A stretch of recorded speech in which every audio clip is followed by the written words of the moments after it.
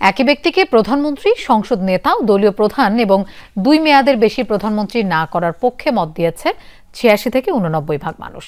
সংস্কার নিয়ে সুশাসনের জন্য নাগরিক সুজন পরিচালিত জনমত জরিপে এই তথ্য উঠে এসেছে।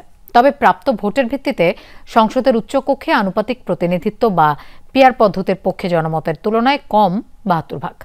উচ্চকক্ষ চায় না জরিপে অংশগ্রহণকারীদের 33%।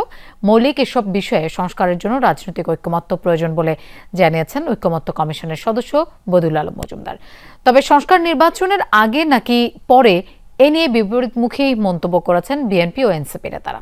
প্রাণ সসের মাখামাখি টেস্ট নুডলসকে করে তোলে আরো ইয়ামি, আরো জোস। প্রাণ সস, সসের বস। সংবিধান নির্বাচন সহ 166টি সংস্কার প্রস্তাব নিয়ে রাজনৈতিক দলগুলোর সাথে জাতীয় ঐকমত্য কমিশনের বৈঠক শেষ পর্যায়ে। 5 আগস্টের আগে জুলাই সনদ প্রকাশ করতে চায় কমিশন। সংস্কারের জন্য প্রস্তাবিত মৌলিক কিছু বিষয়ে জরিপ পরিচালনা করেছে কমিশন সদস্য ডক্টর বদিউল আলম মজুমদারের সংগঠন সুশাসনের জন্য নাগরিক সুজন। মতামত নেওয়া হয় 1659 জনের। এতে একই ব্যক্তিকে প্রধানমন্ত্রী, সংসদ নেতা ও দলীয় প্রধানের পদে না রাখার পক্ষে মত 86%। প্রধানমন্ত্রী 2 মেয়াদ ও সংবিধান কমিশনের পক্ষে আছেন 89%। আলোচিত পিআর পদ্ধতি ও সংসদে উচ্চকক্ষের পক্ষে সমর্থন এর চেয়ে কম 72 ও 67%। তবে জরিপে মন্ত্রিপরিষদ শাসিত সরকারের পক্ষে মত দিয়েছে 86%, রাষ্ট্রপতির ক্ষমতা বৃদ্ধির পক্ষে 87% ও তত্ত্বাবধায়ক সরকারের পক্ষে আছেন 83% অংশগ্রহণকারী।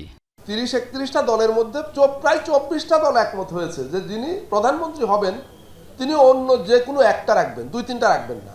এই পরামর্শগুলো এসছে রাজনৈতিক নেতৃবৃন্দের তরফ থেকে। ঐকমত্য কমিশন কোনো সিদ্ধান্ত দেয়নি এই ব্যাপারে। ব্যক্তি কাজ করবে, মেশিন করবে না, এই লেখা কিন্তু ফাইলে থাকবে। তো এই ফাইলের লেখাটা বাস্তবায়ন কারা করবে? আমরা মুখে মুখে সুন্দর কথা বলি, কিন্তু বাস্তবে কাজ করতে গেলে সেটা করি না। তো মৌলিক সংস্কার আমাদের এই নিয়েই আমরা কতগুলো বিষয় ঐকমত্য সৃষ্টি করার চেষ্টা করছি, এবং কতগুলো সে মৌলিক যদি সংস্কার না হয় তাহলে ওই যে আমাদের নির্বাচন হবে, কিন্তু এই নির্বাচনে কোনো আমাদের গণতান্ত্রিক উত্তরণ ঘটবে না। যেসব প্রস্তাবে ঐকমত্য হয়েছে সে বিষয়ে অধ্যাদেশ জারির পক্ষে ডক্টর মজুমদার। এক্ষেত্রে ভিন্নমত আছে রাজনৈতিক দলগুলোর মধ্যে। আমরা সংস্কার ডেফিনেটলি চাই, বাট সংস্কারের মূল জায়গাটায় যে মৌলিক অধিকারের কথা যে আপনারা ভোটাধিকার দিয়েছেন, এই ভোটাধিকারটা তো ফিরিয়ে আনতে হবে। আমার 18 বছরের ভাই বোনদের তো ভোট দিতে পারতে হবে।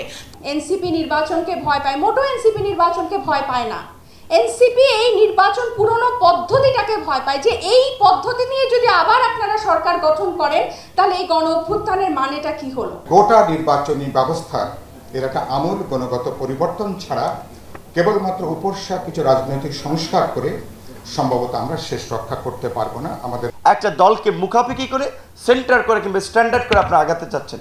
সুতরাং আমরা অনেকখানি সংস্কার চাচ্ছি, অনেক কথা বলছি, কিন্তু এর বাস্তবায়ন শেষ পর্যন্ত যা বুঝতেছি নির্ভর করতেছে বিএনপির উপরে। স্থানীয় সরকার কমিশনের প্রধান ডক্টর তোফায়েল আহমেদ অভিযোগ করেন, রাজনৈতিক দলগুলোর কারণে ঐকমত্য কমিশন মতানৈক্য কমিশনে পরিণত হয়েছে।